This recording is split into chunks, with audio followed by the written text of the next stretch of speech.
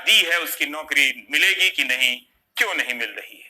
अभी आपने देखा कि लाखों की संख्या में मां भारती की संतानें ट्विटर पर ट्वीट करती रही कि रेलवे की जो परीक्षा हो चुकी है, रिजल्ट आ गए हैं सहायक लोको पायलट की, उसकी ज्वाइनिंग का संकल्प हो जाए।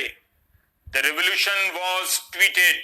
मंत्री जी ने संकल्प पत्रक पर पुष्प अक्षत तो दूर, बयान तक नहीं दिया कि चिंता ना करो मां भारती की संतानों, हमारे रहते ज्वाइनिंग हर हाल में होगी। उन्हीं का एक पुराना बयान था संसद में कि उनकी सरकार के रहते रेलवे का प्राइवेटाइजेशन नहीं होगा। रेलवे की एनटीपीसी की परीक्षा के फॉर्म भरकर अपनी बेरोजगारी का हरण करने का प्रण लिए बैठे नौजवान मंत्री जी से परीक्षा की एक तारीख की घोषणा ना प्राप्त कर सके। ट्विटर पर भारत के नौजवानों की इतनी बड़ी हार कभी नहीं हुई थी। जिस ट्विटर और फेसबुक से न जाने कितनी चुनावी जीतों को मैनेज किया गया दुनिया में, उस ट्विटर पर अपनी हार को भारत की ये जवानी अपनी कहानी कहां लिखेगी।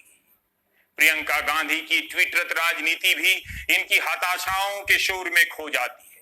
राष्ट्र की प्रगति के लिए उन्मुख छात्र विमुख रह जाते हैं, डर से लाइक बटन पर हाथ ना लगाते हैं कि कहीं निष्ठा पर प्रश्न ना हो जाए।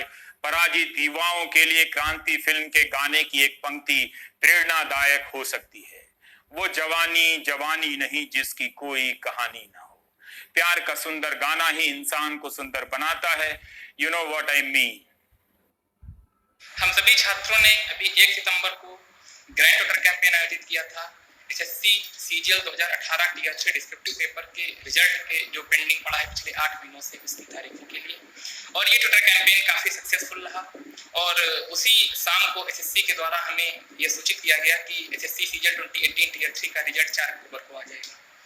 परंतु हालांकि वह टोटर कैंपेन जो उसका उद्देश्य था उसकी पूर्ति करने में वह सफल रहा, परंतु इसके अतिरिक्त छात्रों की एसएससी से कई सारी मांगे अभी भी शेष हैं, जैसे रैंक लिस्ट का मुद्दा, जैसे वेटिंग लिस्ट का मुद्दा, तथा एसएससी में एक ऐसी अथॉरिटी हो जिसके द्वारा छात्र अपनी समस्याएं, अपनी ग्रीवेंसेस डायरेक्टली उस अथॉरिटी तक रख पाएं और एसएससी उनको टाइम बाउंड मैनर में सॉल्व कर सके। बच्चा एग्जाम का फॉर्म भरने के बाद इंतजार करता रहता है कि कब मेरी एग्जाम होगा, एग्जाम हो जाता है तो रिजल्ट नहीं आता, रिजल्ट आता है तो ज्वाइनिंग नहीं होती है।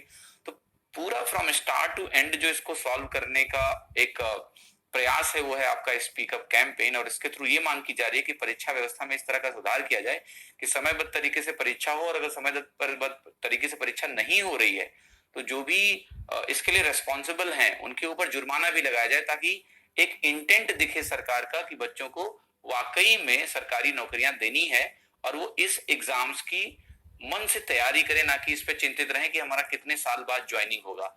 अतः ट्विटर पर युवाओं का ट्रेंड आंदोलन फेल ही कहा जा सकता है। ट्विटर पर जन कल्याण हेतु सर्वसुलभ मंत्री जी ने बयान नहीं दिया। छात्र आ से आश्वासन ना पाकर ह से हताश हुए होंगे। सहायक लोको पायलट की भर्ती का विज्ञापन वर्ष 2018 में निकला था, आज तक भर्ती पूरी नहीं हुई, ज्वाइनिंग नहीं हुई। अप्रैल 2019 में नॉन टेक्निकल पॉपुलर कैटेगरी का फॉर्म भरकर छात्र बैठे हैं, तब से कुछ तो कहना चाहिए मंत्री जी को, है कि नहीं। अब आपको फिर से फ्लैशबैक में ले चलता हूं, जिसे हिंदी में पूर्व दीप भी कहते हैं। वंस अपॉन ए टाइम साल 2017 का था, महीना अक्टूबर का। मंत्री जी ने कहा था कि रेलवे के इकोसिस्टम में 10 लाख नौकरियां बन जाएंगी, उस दिशा में काम कर रहे हैं। 10 लाख, इधर 1 लाख की भर्ती का पता नहीं। बयान में स्पष्ट रूप से कहा था कि रेलवे में भले सीधे तौर पर ना मिले इतनी नौकरियां, लेकिन रेलवे के इकोसिस्टम में 10 लाख लोगों को नौकरियां मिल सकती हैं। रेलवे में होने वाली सीधी भर्ती का तो हिसाब दे ही सकते थे मंत्री जो थे। विदित है कि अगले 1 साल के लिए रेलवे ने नई भर्तियों पर रोक लगा दी है। कौन यह प्रश्न पूछे कि हम कैसे जांचें कि रेलवे के इकोसिस्टम में 10 लाख में से कितनी नौकरियां बनी, या ये बयान भी जीडीपी वाला बयान की तरह था। रेलवे के अफसर और कर्मचारी प्राइम टाइम कहीं छिपकर तो नहीं देखते हैं।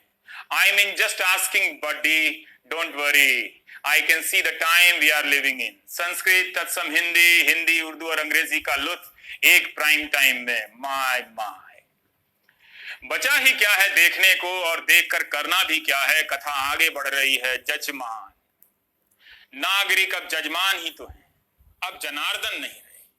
ऐसी सूत्र पंक्तियां बड़ी बड़ी यूनिवर्सिटी के प्रोफेसरों को जीवन बिताने के बाद मिलती हैं। मैं अपनी तारीफ में क्या ही कहूं।